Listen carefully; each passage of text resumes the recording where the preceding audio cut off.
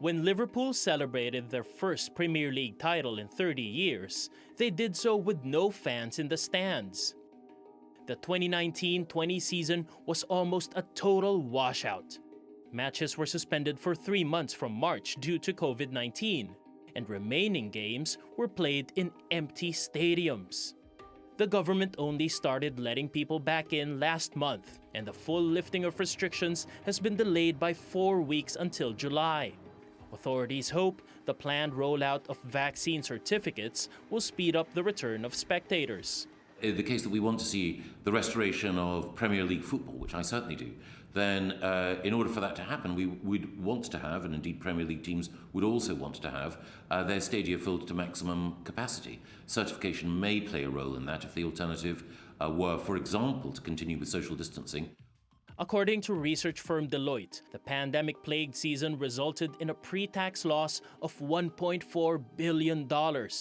Revenues declined 13% to $4.5 billion due to the absence of fans and lower sponsorship income. As earnings fell, wage expenses rose 3% as clubs outspent each other for top players.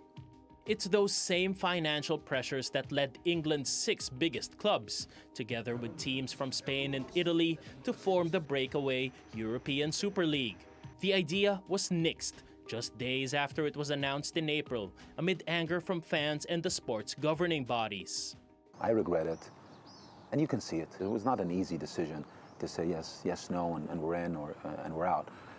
But I think you can see, in terms of the timing of when we actually did commit, it tells you a lot in terms of how challenged of a decision it was and how much we struggled with that decision. The Premier League says losses since the start of the pandemic could be as high as $2.8 billion. But officials say they plan to open stadiums at full capacity when the 2021-2022 season begins in August. That would help all clubs to win financially, regardless of who takes home the trophy. Paolo Montecillo, TRT World. Now, TRT World senior producer Paolo Montecillo has been covering the story, and he joins us now from Istanbul with more. Welcome to the show, Paolo.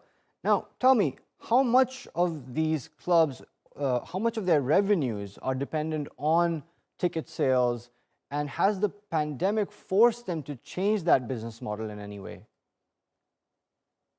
Well, Mobeen, this is the first fall in annual revenue for the English Premier League ever. So under normal times, 50% of their revenues would go to player wages. But with the pandemic, with a smaller pie that they're getting from, it's gone up to around 72%. Now, broadcast rights account for 65% of earnings. That's split equally among the 20 teams in the Premier League. So they also equally absorb the $400 million or so rebate that was given to broadcasters last year.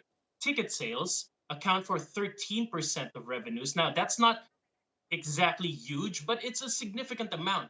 And of course, the most popular clubs can charge the most expensive tickets.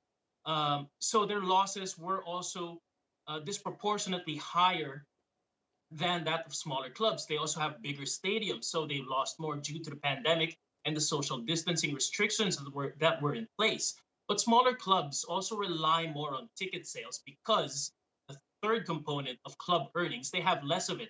That's commercial revenues. That's made up of sponsorships and merchandise sales, so sales of jerseys and stuff like that. So less popular clubs don't have as much earning potential as the bigger clubs. Now, individual clubs also have their own advantages. Take, for instance, Liverpool.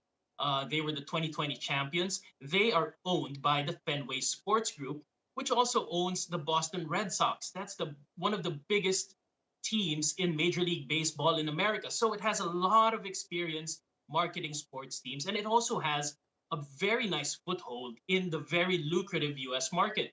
Now, different clubs also have different owners. Manchester City, for instance, they are the current champions. They lost more than $170 million during the 2020 season, but they're owned by the Abu Dhabi Group, so very deep pockets there. The big London club, Arsenal, it's owned by Stan Kroenke. He's a billionaire worth $10 billion, and he also married into the Walton family. That family owns the Walmart Group.